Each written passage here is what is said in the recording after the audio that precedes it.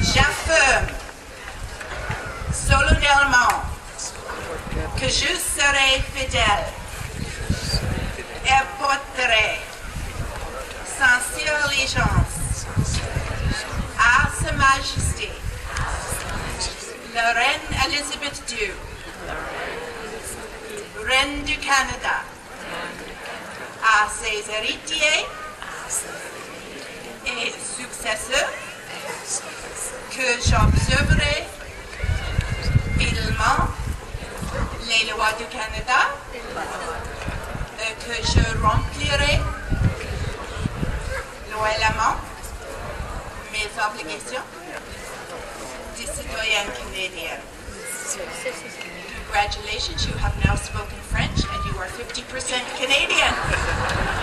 We have to go for the 100%. I affirm that I will be faithful and bear true allegiance to Her Majesty, Queen Elizabeth II, Queen of Canada, her heirs and successors, and that I will faithfully observe the laws of Canada and fulfill my duties as a Canadian citizen.